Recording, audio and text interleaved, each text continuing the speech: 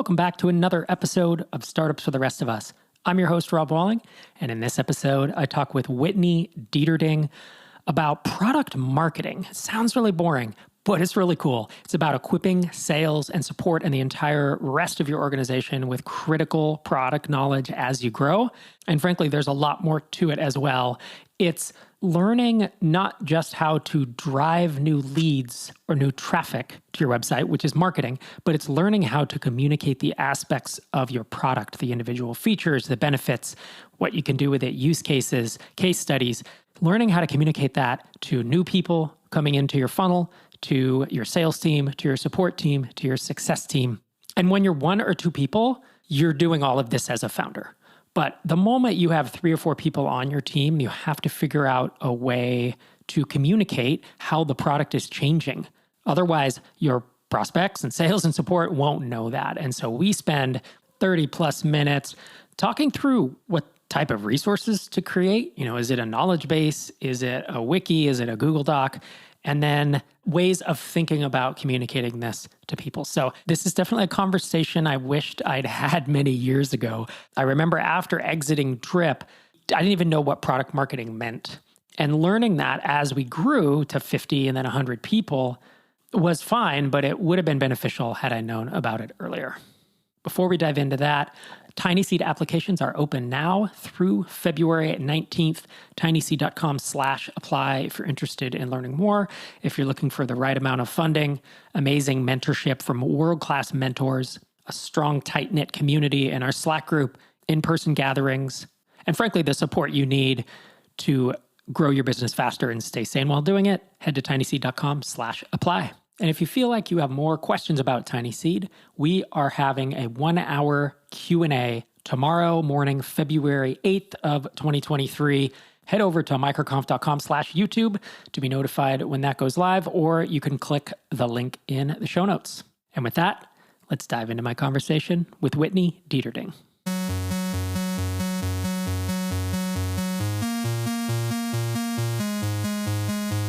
Whitney, thanks so much for joining me on the show. Yeah, thanks for having me. It's great to have you here. You're the product marketing strategy lead at CoSchedule. People can find that at coschedule.com. And I was doing a little digging before we chatted because I'd like to give listeners an idea of what your company is like in terms of stage. Because I bring some people on here who are solo founders making 10 grand a month, and that's it's a great lifestyle business. And then other times I bring venture-backed founders who are doing tens of millions.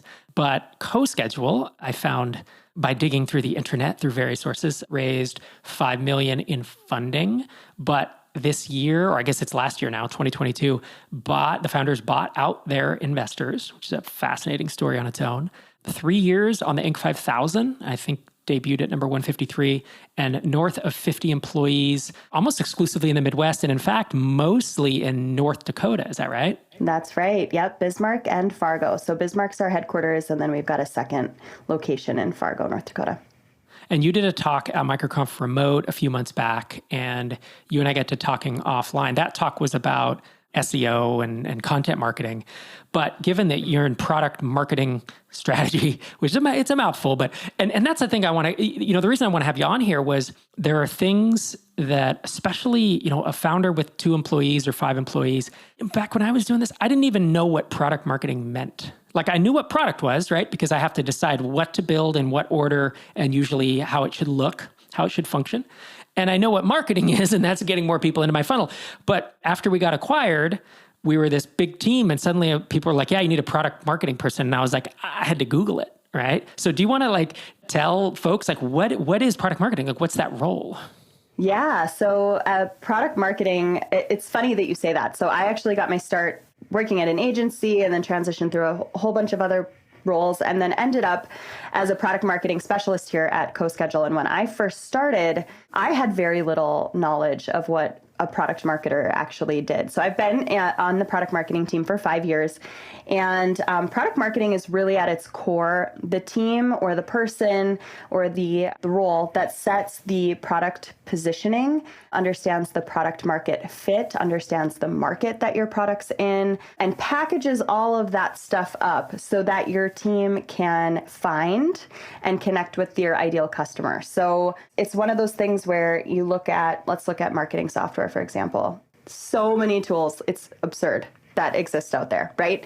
But product marketing is really at its core, how do you differentiate yourself from the market, and how are you valuable, beneficial, and why do people need to choose your product over XYZ other products? So a lot of things go into that. Again, it's messaging, it's copy, it's product category, it's all these things. Do people understand what your product is, what it does, what value it brings? And product marketers are the people that put that together. And then also equip the rest of the company to understand that, it's all the hard part, but it is challenging. Yeah. I will tell you that. Yeah.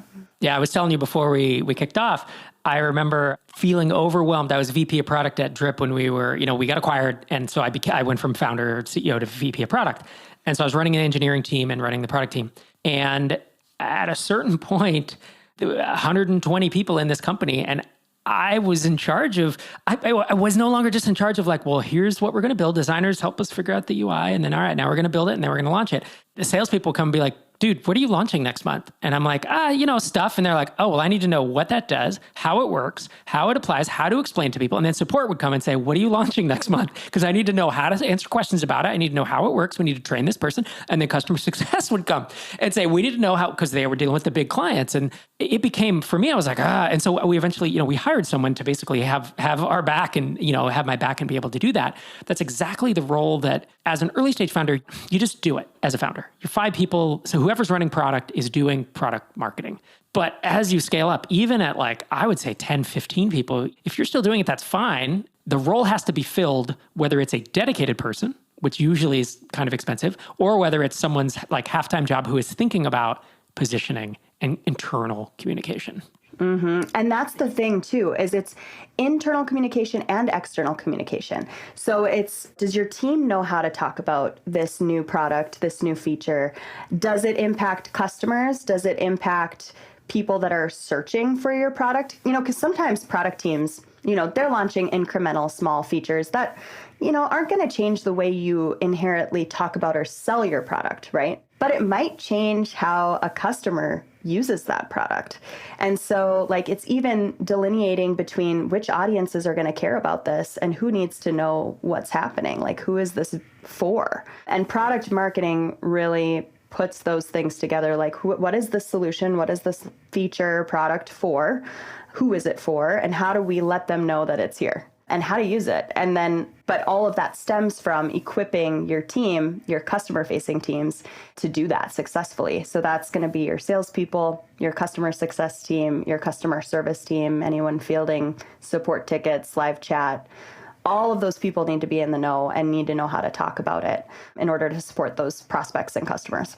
And that's what I want to dive into first and spend the first part of the episode just digging into how you do that, what assets you create. I'm sure there are processes. There's tons of knowledge in your head that I want to pull out. If there's time today, I do want to touch on at the end positioning. Positioning is a big black box. It's black magic. It's as much art as science. I don't know. However I want to say it. It's hard. It's hard. And no matter how many books I read on it, April Dunford's Obviously Awesome is a great book. I've read it and I'm still I don't really know how to position things. It's a challenging thing. So if we have time, I'd love to throw in a few minutes at the end to hear how you think about it, how you find it. And it changes over time. It has to, because the market changes. How do you know when it changes? Blah, blah, blah. Now, maybe that's an episode all unto itself, but we'll see. We'll see if we can get to it. So let's start with this then. How do you implement cross-team knowledge sharing? You have sales, you have success, you have support. What documentation do you need? I'm sure there's knowledge base involved. You're a 50 plus person company who sounds like you're doing a really good job of it. So I'd love to hear your approach. Yeah, so that's a great question. I have been at CoSchedule for 5 years, and let me tell you, this has seen many iterations over those 5 years. So when we first started, it was as simple as having a launch brief, which was simply put, a Google document. It had basic information, who is this for, any research that was done about the feature, about the product. And then product marketing, me, would go in and look through our customer support tickets, live chats, look at, what competitors were doing and pull together all of this research and information about this feature. So let's use as a really old school example from co-schedule days. When we launched our social media reports. This was a long time ago. But, you go through and you look at all the other tools that have social media reports, and you look through your chats of what people want to see. You look at how even Facebook, Twitter, they talk about social reports, and you pull all of that information together. And then what product marketing would do is create a series of talking points. Now, something like new social media reports is something that a feature that could potentially convince someone to purchase our product, right? That's a hefty feature. It's not something that only a customer would care about. Someone deciding to choose a product would care about that. So the way that we would prioritize how we communicate with our team is we would assign what we called a priority level to each launch. So something big like that, we would call a P1 or a priority one. And that just simply meant that our checklist of things that we needed to do in order to equip our team was longer, more robust, right? That's something we'd want to add to the website. We'd probably want to do an announcement email about that. We would probably talk about that on social media, put it in a customer newsletter. And so there's a million little things we'd want to do there externally, right? Then we'd also have to talk about what do we need to do internally to make sure our team knows how to use this feature effectively, share the message about why our customers care about this, so that when our support team's on live chat, they can say, yeah, we have these brand new social media reports, and here's why they're awesome.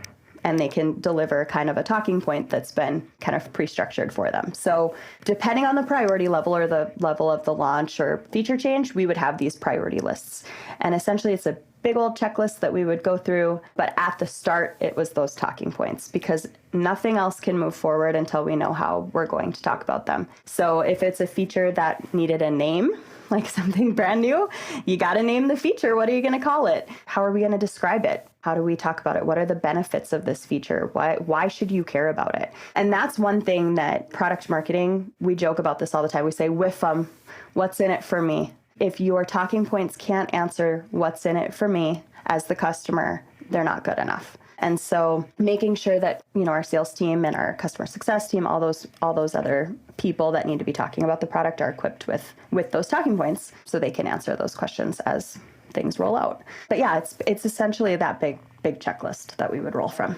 See, I like the simplicity of that. I'm not a process person. It's what helps me move really quickly and be a good founder. A little bit to my detriment as I've scaled companies, to be honest, is, by the time we were at 10 people, we weren't even doing that. It was literally, all right, Derek, what are we building next? Okay, we're doing this. So I'd write up an email. I'd send it to our support person and say, here's a new feature. We're just going to feature flag it for your test account.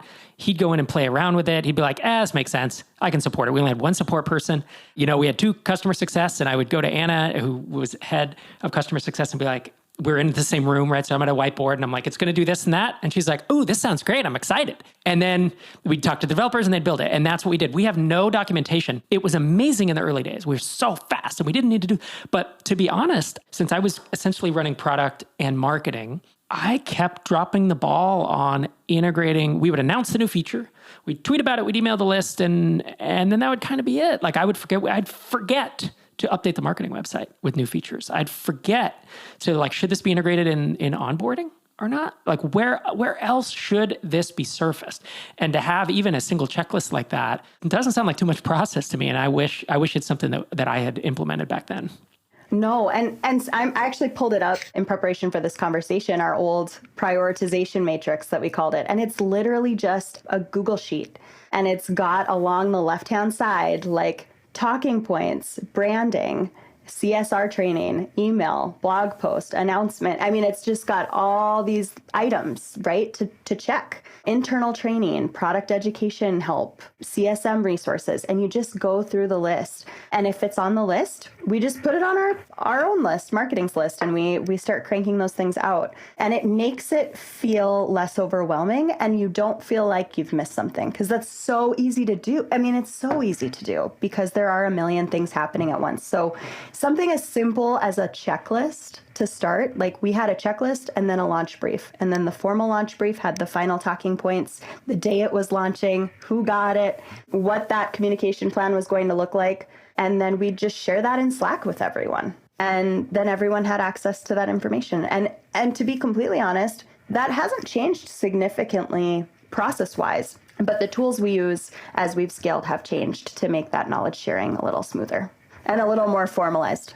There's two things I want to say. One is, if it were me and a co-founder and we were building a very small team and we had one support person, I probably wouldn't do this yet. The moment that I hired a first salesperson or first success person, now I have a support and someone else to communicate to.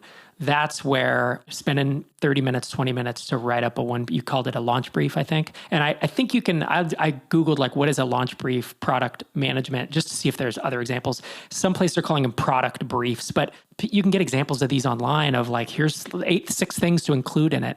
For me, like spending 20 minutes at that point, by the time you're even at 2 people you're trying to communicate to, I think would be something I'd be thinking about. And then the checklist thing, that's kind of a no-brainer. Right. Well, and the thing is too, that's nice about having these briefs as well, is you have something to look back on. Like, when did that ship? Because you get in the cycle of like, you're moving so fast. And then you're like, why did we decide not to do that? But those notes then are documented somewhere. Exactly. And then if I brought a new product person or a new developer or maybe a new success or salesperson on, I would say, go look through all of our product briefs in order, because they're going to be dated, right? So go in descending order back from today and look at the last few months of what we've launched, the last year of what we've launched, to get an idea of the history. Because without that, it's all tribal knowledge, which means it's in your head and it's hard to learn from that. This is a paper trail of a lot of decisions you made. I mean, we definitely use all of that for internal training. Mm-hmm. Yeah, I can imagine. How else do you train new salesperson, new success, new support? I don't know if there's a shared knowledge of like this is, a shared training thing, but it's like you have these product briefs someone could walk through. Is there also internal knowledge base? Is there video? Like how do you handle it? Yeah, so this is really actually a fun topic because we're kind of revamping a little bit of that right now. But we use a tool called Get Guru, which is like a knowledge base, and we share cards. They're basically like little information cards that you can share. And that's where we store all of our information. So if someone needs to look up how to talk about the product, we have product positioning talking points for marketing calendar. They can search that card in Guru and they've got all the things they need to know. And the same goes for someone has a question about a specific feature, like our success team has even little, cheat sheets and quick links to support docs. Like, it helps us field things so much quicker and it helps us onboard new team members so much faster. So we utilize those cards to store all of those processes, all of those helpful resources, links. It's all in there. So we have an entire series of cards that a new salesperson would have to read through during their onboarding, along with some, certain milestones that they would need to make through their onboarding process, like setting up their demo environment to do demo calls, things like that. But even just having that stuff somewhat standardized makes that process a lot faster when we do have to skill up new team members. So a product like Marketing Suite is pretty robust. And so it's pretty easy for a new salesperson to be a little overwhelmed, like, where do I start? Because when I log into the calendar, it takes me to the homepage as an end user. But when you're demoing the aha moment of why this marketing suite and marketing calendar is so powerful, you want people to open up on the calendar. So it's just little small things, right, that we build into our training resources through, we do videos and then resources in those cards. But all of that information gets shared in that knowledge base. And then our teams can retrain themselves even if they need to remind themselves of, how do I talk about that? Or I'm demoing with a comms team instead of a marketing team. Do I need to change my messaging a little bit? Or my examples that I might share? So just having some of those things queued up and accessible with a knowledge tool like that makes it really nice. It's very searchable. You can search by keywords, and it pulls stuff up, and it's very quick. It's called Guru. So it's getguru.com. Yep. Okay. I haven't heard of it, but folks can look at it. The interesting thing too, I want to jump in here because as a founder, I'd imagine if they're listening to this, they're like, oh, I don't have time to do all that to create the knowledge base. Now, here's the tip. Here's the pro tip that I learned is you don't do it. When we would hire a new success person, usually there was a success or support or even a sales who liked doing writing. And oftentimes when I first hired them, if it were 3 or 4 of us, they didn't have full-time work yet, that we hadn't ramped things up. And so I'd say, all right, part of your job for the first 6 months is going to be building out the knowledge base because you're going to learn it. And as you learn it, you document it for the next person, right? This is not a fit for every hire, right? And at 50, you're probably not going to do that. You already have it in scope. But when it's 1, 2, 3 of you, you can start small. You don't need to build the whole thing out. You build pieces out, much like refactoring code. And again, you bring your first success person in, and as they learn it, you tell them, look, you're the first person to document this. Let's have this living, breathing document that others can learn from. Mm-hmm. The other piece of that is if you build a culture of your team being able to contribute to that freely, man, the stuff you get is so much better. So a perfect example of that is our revenue and sales team use that as well. And so we have like a how do you handle objections to this? And if a certain salesperson has a really great way to handle that objection and it works, they put it in that objection handling card. And now the entire sales team, all 3 of them have access to that instead of just one person holding on to that information. Because that's what can happen. I think sometimes, like you said, it's that tribal knowledge, the things that just, you've been there since the start, you know it all. And then you're like, how do I unload all of this onto someone else? How do I share this efficiently, effectively? But if you just kind of get in the habit of making that standard as you add new people, like, hey, if something feels unclear or you try something and it works better, update the card. Share it with everybody. And then we have internally a really open sharing culture. So if I try something, it works great, I update the card and then I share it in Slack and say, hey, tag the people that matter. Tried this, it worked great, check it out. And it just builds that, again, kind of that culture of sharing that information because you're working as a team. Everyone has the same goals. Like you want this product to be successful. You want this company to be successful. You're all working together towards those same goals. So you got to share that information instead of keeping it tight-lipped. So I think it helps build that culture a little bit too. Finding the perfect software engineer for your team can feel like looking for a needle in a haystack, and the process can quickly become overwhelming. But what if you had a partner who could provide you with over 1,000 on-demand, vetted, senior, results-oriented developers who are passionate about helping you succeed? And all that at competitive rates. Meet Lemon.io. They only offer hand-picked developers with 3 or more years of experience and strong, proven portfolios. With Lemon.io, you can have an engineer start working on your project within a week instead of months. Plus, you won't waste your time on candidates who aren't qualified. Lemon.io gives you easy access to global talent without scouring countless job boards, and it's more affordable than hiring local talent.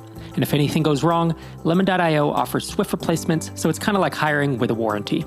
If you need to grow your engineering team or delegate some work, give Lemon.io a try. Learn more by visiting lemon.io/startups and find your perfect developer or tech team in 48 hours or less. As a bonus for our podcast listeners, get a 15% discount on your first 4 weeks of working with a developer. Stop burning money, hire devs smarter. Visit lemon.io/startups. Let's switch it up a little bit and talk about specifically equipping salespeople, because they are on the front lines. Like if I'm in support, oftentimes a question comes in I don't know the answer to. I can ask someone in Slack. I can search the knowledge. I can spend a few minutes and get and do an email. When I'm doing sales, there's a lot of pressure on me to do stuff in real time. I need to be heavily equipped with a lot of knowledge. And again, this applies whether you're hiring your very first salesperson or whether you're hiring your 10th or 15th, right? They need to have have the knowledge to do it. So obviously, you already mentioned standard talking points, right? You can dig more into that of how you think about talking points or move on to the other things that I'm sure that you prepare for them. Yeah. I think the biggest thing, number one, is they need to know what a qualified customer is. And they need to know which kind of signals to listen to, this maybe isn't the right fit for you. Because when they're having those discovery calls, you want your discovery calls to be kind of that like, oh, does this qualify to move on to the more like intensive demo process? Like if you have that process from a sales team perspective. And so having the ability to know those kind of markers is key. So there are a handful of things, like if someone comes to us on a discovery call and all they talk about is, I want to use this for social. We are not a great social only tool if you're going to purchase the marketing suite. You want the marketing calendar, you want the workflow management, you need to want much more than just the social publishing for it to be a good product market fit. So we have those salespeople trained to say if they just only hear like social, they need to know, I'm going to be okay disqualifying this person, and letting them know that too. So that's kind of one piece there. I think the other thing that can be really helpful is when you put together kind of a sales deck and kind of that flow of conversation, not only giving them the deck and maybe some speaking points for each slide, but also making sure that they know what questions to ask at which points in the conversation to gather enough information about that prospect so that one, you can qualify or disqualify them. And two, if there's an opportunity to personalize that conversation to fit them and their needs and their problems, you, as a salesperson, you have to hear them. And being curious and asking them questions can help you create better responses for them. So, for us, we're a marketing software for marketing teams, right? And so, I think it goes back to positioning and talking points, right? So I was joking with Rob before we got online, like every product helps you save time. Okay, great. And Marketing Suite helps you save time, but there's no like meat to that. Like, why does that matter? And so a good example of that is like, if you're asking questions, how much time would you say you spend every week in meetings doing project kickoffs? Well, how often are you following up via email to get more information before you can start on a project? All of these little questions that you ask can help you start to formulate, oh, they're going to save a lot of hours every week on marketing project management if they switch to Marketing Suite. So it can kind of help you gather that information and make the demo stickier and more personalized to them, which is way more effective than just giving everyone kind of a cookie cutter spiel. Right. And then you have this documentation and these talking points, objections, whatever, documented. And these questions. Yep. So then when you hire your second salesperson, or if someone else needs to jump in, let's say I have one sales, one success person. My salesperson's off for a week. Maybe I bring my success person. Again, at 50, you don't do this, but when it's just three of you, you do. You have to step in sometimes. That's the other thing. What if I, as the founder, haven't done a sales demo in 6 months because I handed it off? Now I have to jump back in. I don't remember how to do sales calls anymore, right? So I almost need this documentation. Yeah, and that's the one nice thing, if you can add those speaking points to your deck, of course, so that if they're really on the fly and need to jump in, they've got at least something to go off of. But something else that you can do that I know that we do here at CoSchedule is we build out like an ideal demo environment as well of the product. Like what is the ideal use case and how do you demo those aha moments that really hook people, right? Because you can use a Google Calendar for a marketing calendar if you want, but if you use Marketing Suite, like what are all those wow moments in the demo that you can visualize on why it's so much better? And so if you can identify those things and standardize those things a little bit, all those like aha moments that really hit in a demo happen every single time because you've built that process and trained and equipped your sales team to make sure that they hit those things during that flow. And I think it all starts with a strong narrative. What's the story that you're telling during that demo, right? Because they came to you for a reason. You know what struggles, challenges, problems that this person is having. And so you really want to sell the dream during that demo. You don't want it to feel lackluster, like you're just hopping between features. So I think that's the other piece is like, what is the story? And so one thing we do to train our team on this, like, how do you tell the story is we actually record, I actually record a demo of the product, kind of walking them through the story and all those key moments they have to hit.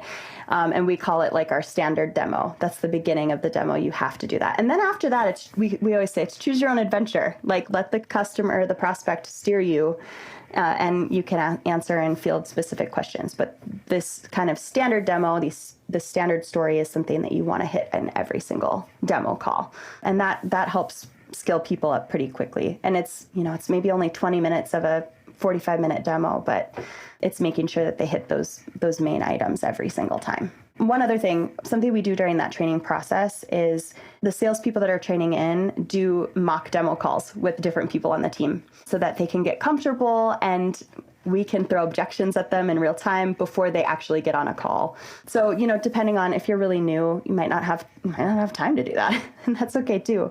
But something you could consider as you're training in new salespeople. Well, and I love the idea of hazing new employees. So I would set up the brand new, totally green junior salesperson to do the demo. Okay. Oh, and your partner is the CEO and founder of the company. And you're like, I totally don't want to do this. Throw them under the bus from day one. No, I think that a big takeaway that I hope that listeners are taking from this is that it doesn't have to be complicated and it doesn't have to be a lot of process. It can be a Google sheet with 6 or 8 different things about a product brief, right? 6 or 8 different topics. And then you can have one checklist that you kind of build out over time. Off the top of our head, I'm sure without your checklist, you and I could be like, well, every new feature, we should at least evaluate it. Do we need to talk to success, sales, and support? Do we need to do a blog post, a tweet? Is there any co-marketing that we could do if it's an integration? On and on, right? Who gets emailed for what? Does this change our sales demo? Does it? You and I in 5 minutes could come up with a V. It would be like a V.8. It wouldn't be perfect. But it'd be 20 checkboxes that then next time you could be like, oh, we forgot about whatever extra email list we have. So we'll put that checkbox now, right? Or we forgot about adding it. Should it be on the website, right? So it doesn't have to be perfect from the start and it doesn't have to be complex. No, and that's I think the beautiful part about it is it can be something as simple as a checklist. It can be something as simple as you sitting down and recording a demo and then sharing that video recording of your demo with your sales team. Have them watch it and then have them practice a couple times. It doesn't have to be overly complicated, but making that information accessible is the important piece of that. So with the last couple minutes we have, I just want to touch on positioning, as I said at the top. And I know that a couple minutes is not enough time to properly cover positioning, but I just want to hear how you think about it, because day to day, this is probably top of mind for you, I'm guessing. And you are probably thinking about it more than most people I have on this show, to be honest, because even founders can only think about positioning a tiny part of the time. If you're a 5-person team, positioning is like one of 14 different things I'm trying to work on versus you are actively. So how do you think about this? What inputs and how do you make a decision about positioning? Because it's big. It's strategy level. It's very big, but I think the one thing to remember about positioning is even if you're doing it by yourself, you're not in it alone, because I think great positioning always starts with research. It always is rooted in knowing what our customers saying in the market. People that are looking for solutions like yours in your product category. What makes your product better, different, faster? What are the differentiators of your product as opposed to everything else in the market? And so I think when you're in product marketing, or even, anyone working and selling a product, you innately are curious about those things because you want your product to stand out. How do I sell this differently? How do I find my target audience? And so, I think it's all about talking through how do we convey the value of our product through our product positioning, and how do we do it quickly? Because you think about it, most people, that first touch point with your brand, probably going to be your homepage, probably going to be your website, or maybe they read your blog and then they're like, oh, I wonder what they do. So you have to make sure that they understand what your product is and what it does quickly. And so, I think on our homepage, it's organize all of your marketing in one place. That's our main tagline of our product. That's the tagline, but it's what is the product? Well, it's a marketing calendar. So all of our products are marketing calendar, it's marketing calendar software. So you can see, schedule, and share all of your marketing in one place. And so it gives people the ability to just kind of scan that and innately know what you do. And so that product positioning is key, because that's how people understand what you are, what you do, what value you add. But then when you layer in that narrative, that's the emotional hook of how do you hook them emotionally on why they need your product. And I think with product marketing, it's really easy to do one and not the other, or one and not the other. But they do have to work together in order to be effective, because you have to identify what is this product. But then you also have to say, like, there's that old saying, it's like, it's not a Band-Aid, it's a painkiller. Like, it has to be, like, you need to need it that bad. So, or a vitamin, not a painkiller, excuse me. So it's clear, concise copy. Like, how do you do it as short and as concise as possible? Well, it's very challenging. And so something that we do a lot is, like I said, it starts with research, and then it's going down what I like to call the why rabbit hole. Like, why does this matter? And you just keep asking yourself that question over and over and over. It'll help you get deeper into the reality of the messaging that's gonna matter. It's the difference between saying, like, marketing calendar is gonna save you time versus marketing calendar. It's going to help you, like, visualize all of your marketing in a single calendar you can share. So there's all sorts of ways you can go about doing that. But yeah, we could talk for hours about product positioning. Yeah, there's a lot there. And there's even the positioning has to change over time, right? And it does. Yes. And that's like, and I believe you told me CoSchedule started as a social media calendar, then expanded into a marketing calendar, and then added, I believe, at least 2 other products, one called Marketing Suite and one called Headline Studio. So now talk about positioning changes. That's at least 2 or 3 in there, right? Did you know, was it obvious to you when these were happening? Like, you've been there 5 years. I'm sure you've had some positioning changes. How have you navigated those? Has it been super obvious? This is our last question, then we'll wrap. But I'm just fascinated by this because, I've also done it myself. And I always felt like, I don't know what the I'm doing. And I was always like, hopefully this is right. But yeah, so how do you navigate that as a I know. I think the best way to go about doing it is thinking. So I'll give you an example. And it was, I'd maybe been here about a year and a half when we launched the Marketing Suite. So initially we had the marketing calendar, and we were getting more, our roadmap really around more of these, like, enterprise level features, things that small to mid-sized enterprise marketing teams were wanting, needing, asking for. And so that was how our product team had prioritized the backlog. And so some of those things that people had been asking for was, digital asset management, more robust social publishing features, more workflow automation features as they were building out marketing workflows. And so we were like, this isn't just one product category anymore. Like, this isn't just one marketing calendar software that publishes your blog posts. And so it got to the point where we were like, okay, well, this isn't just a product, it's a suite of products, because we're crossing into multiple product categories here. And so that was where that Marketing Suite was born, because the solution was not the growth of the product was bringing in a different segment of people.